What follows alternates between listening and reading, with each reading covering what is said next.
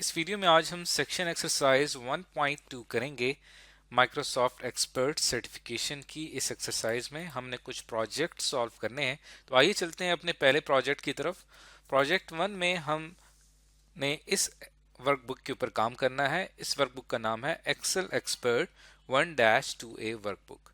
ये वर्कबुक हमें कहाँ से मिलेगी? हमने जो एक्सरसाइज फोल्डर डाउनलोड किया हुआ है उस फोल्डर में हम जाएंगे और ऑब्जेक्टिव 1 में हमें ये फाइल मिलेगी। जैसे कि आप देख सकते हैं ये फाइल यहाँ पे मौजूद है। इसके ऊपर मैं डबल क्लिक करता हूँ ताकि ये फाइल यहाँ पे ओपन हो जाए। अब ये फाइल जैसे ही यहाँ पे ओपन होगी तो आप देखें कि ये फाइल ओपन हो चुकी है। अब हम जानते हैं कि इस पर हमने क्या क्या टास्क परफॉर्म करने हैं। तो जो पहला टास्क हमें परफॉर्म करना है वो क्या है कि हमें एक रेंज दी हुई है C3 से लेकर C7 तक। इस रेंज में मौजूद सेल्स को हमने अनलॉक करना है। तो आइए चलते हैं इसे अनलॉक करते हैं। तो हमें ये कैसे पता चलता है कि कोई सेल लॉक है या कोई सेल अनलॉक है? अब आप इस चीज़ को जानने के लिए हम होम टैब पे क्लिक करते हैं। सेल्स के इस ग्रुप में हमारे पास यहाँ पे फॉर्मेट के सेक्शन में सबसे आखिर में आपको प्रोटेक्शन का ये सेक्शन मिलेगा। प्रोटेक्शन के इस सेक्शन में आपको फॉर्मेट सेल्स नजर आ रहा है। जैसे ही मैं इसके ऊपर क्लिक करता हूं तो फॉर्मेट सेल्स की ये एक विंडो हमारे सामने ओपन हो जाती है। यहाँ पे जब आप प्रोटेक्शन पे क्लिक करते हैं तो यहाँ पे आपको पता चलता है कि कोई भी खास सेल लॉक है या वो अनलॉक है। तो जो कि रेंज हमें दी गई है, अगर मैं इस रेंज को यहाँ पे सेलेक्ट कर लेता हूँ C3 से लेकर C7 तक, इस रेंज को मैंने यहाँ पे सेलेक्ट किया। अब जाते हैं और इसे अनलॉक करते हैं। सेल्स पे क्लिक करूंगा, फॉर्मेट में जाके फॉर्मेट सेल्स पे क्लिक करना है और प्रोटेक्शन में इसे हम ये लॉक्ड हुआ है इसको मैं डी सेलेक्ट करूंगा तो ये अनलॉक हो जाएगा। ओके पे क्लिक करूंगा तो अब हमारे ये वाली जो रेंज है ये अनलॉक हो चुकी है। तो ये हमारा टास्क 1 कंप्लीट हो चुका है। अब चलते हैं टास्क 2 की तरफ।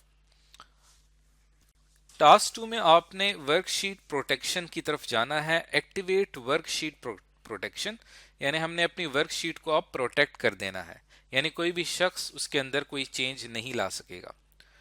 यहां हमें कहा गया है do not enter a password. हमने कोई पासवर्ड एंटर नहीं करना, नहीं तो आमतौर पे जब भी हम वर्कशीट प्रोटेक्शन करते हैं तब हम पासवर्ड एंटर करते हैं। Do not allow users to select locked cell. हमने यूजर्स को अलाउ नहीं करना कि वो लॉक सेल को सेलेक्ट कर सकें और टू फॉर्मेट सेल, और ना ही हम उन्हें अलाउ करेंगे कि वो सेल्स की फॉर्मेटिंग कर सकें। तो ये सारी प्रोटेक्शन हमने करनी है।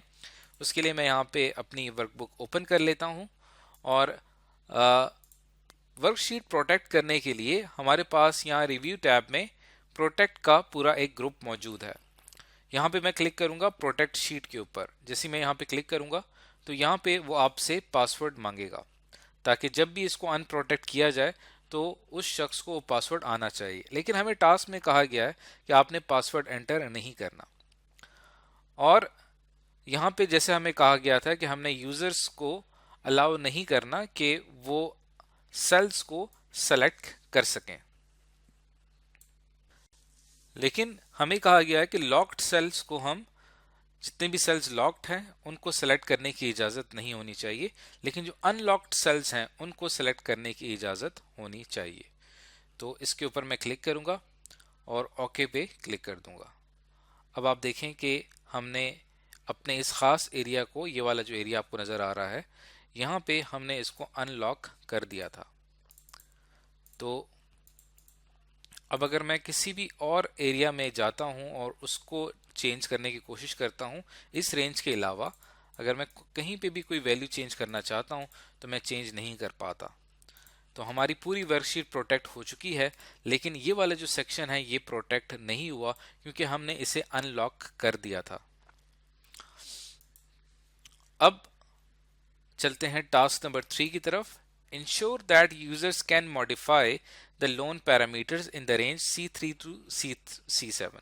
अब चूंकि हमारी वर्कशीट प्रोटेक्ट हो चुकी है, लेकिन हमने ये देखना है कि इस प्रोटेक्टेड वर्कशीट में क्या यूजर इस रेंज में मौजूद डेटा को मॉडिफाई यानी कि चेंज कर सकता है, but can not change anything else on the worksheet. लेकिन वर्कशीट में और कुछ चेंज नहीं कर पाएगा। तो अब आप देखें कि ये यूज़र है, ये प्रोटेक्टेड शीट है। हम अगर एक यूज़र के तौर पे लें अपने आप को, तो हम पूरी वर्कशीट में कहीं पे भी कोई चेंज नहीं ला सकते। लेकिन जो हमें ये वाली रेंज प्रोवाइड की गई है C3 से लेकर C7 तक, इस रेंज में अगर मैं यहाँ पे थोड़ी सी चेंज लेके आता हूँ, जैसे यहाँ पे मेरे पास प्रिंसिपल अमाउंट लिखी हुई है, अगर मैं इसको यहाँ पे चेंज करके इसको हम कर देते हैं 6 लाख, तो अब आप देखें कि यहाँ पे मैंने मॉडिफिकेशन कर ली। इसी तरह अगर आप यहाँ पे अमोर्टाइजेशन जो है इसको अगर मैं यहाँ पे चेंज करके 40 कर देता हूँ, तो वो देखें कि हमारी बाकी वैल्यूज़ पे इसका असर पड़ रहा है, क्योंकि ये तमाम वैल्यूज़ नीचे फार्मूलाज में इस्तेमाल हो रही है। तो हम फिलहाल यहाँ पे इसको चेंज कर पा रहे हैं। इंटरेस्ट रेट अगर मैं यहाँ पे 10 कर देता हूँ, तो बल्कि इंटरेस्ट रेट हमें यहाँ पे 0.1 करेंगे तब, चूंकि फिर ये 10% शो करेगा, क्योंकि यहाँ पे फॉर्मेट सेल्स में इसकी जो टाइप है नंबर की, वो परसेंटेज सेलेक्ट की गई है। तो हम यहाँ पे सेलेक्ट कर पा रहे हैं इन तमाम सेल्स को और इनको चेंज भी कर पा रहे हैं। तो ये था हमारा टास्क नंबर 3। अब आपने क्या करना है कि अपने इस एक्सेल एक्सपर्ट 1-2A वर्कबुक को सेव कर लेना है। इसको हम यहाँ पे सेव कर लेते हैं। फाइल में जाके मैं इसको यहाँ पे सेव कर लूँगा। लेकिन चूंकि ये एक्सरसाइज फाइल्स हैं और इनको रीड ओनली रखा जाता है, तो इसलिए हम इसको अलहदा से सेपरेटली सेव कर लेते हैं डेस्कटॉप पे। तो यहाँ पे मैं इसको सेव कर लेता हूँ। अब यहाँ पे आप इसको क्लोज कर दें। क्लोज करने के बाद अब आप 1-2A रिजल्ट वर्कबुक ओपन करें। अब ये आपकी रिजल्ट वर्कबुक है, दोनों को आपने वर्कबुक्स को कंपेयर करके अपना रिजल्ट चेक करना है और फिर आपने इन ओपन वर्कबुक्स को क्लोज कर देना है। तो ये हमारे पास एक्सरसाइज के इस फोल्डर में 1-2A रिजल्ट वर्कबुक है। इसको अगर मैं ओपन करता हूँ, तो इसको ओपन करने के बाद ये हमारे पास रिजल्ट की वर्कबुक है। तो ये जो रिजल्ट की वर्कबुक है, यहाँ पे आप देखें कि पूरे वर्कबुक इस वर्कशीट को प्रोटेक्ट कर दिया गया है। और यहाँ पे जो ये ख़ास रेंज है, अगर मैं इसको सेलेक्ट करता हूँ, तो यहाँ पे अगर मैं कहीं पे एडिटिंग करना चाहूँ तो मैं आराम से कर सकता हूँ। इट मीन्स कि जो मैंने काम किया और ये काम बिल्कुल सेम है। और इसके मुकाबले में जो हमने फाइल सेव की थी, वो देखें यहाँ पे एक किसी हमारी फाइल की कॉपी यहाँ पे सेव हुई है डेस्कटॉप पे। इसको मैं ओपन कर लेता हूँ। तो अगर इन दोनों को कंपैरिजन करें, तो ये मेरी रिजल्ट की फाइल है, कहीं पे मैं चेंज नहीं कर पा रहा क्योंकि ये प्रोटेक्ट हुई हुई है। और इसके अलावा यहाँ पे अगर मैं जाता हूँ अपनी कॉपी फाइल की तरफ, तो ये भी प्रोटेक्ट हुई हुई है और ख़ास इस रेंज के अंदर मैं एडिटिंग कर पाता हूँ। तो ये थी हमारी एक्सरसाइज 1.2 का प्रोजेक्ट 1। इसके बाद की जो नेक्स्ट वीडियो होगी उसके अंदर हम स्टडी करेंगे सेक्शन एक्सरसाइज 1.2 प्रोजेक्ट 2।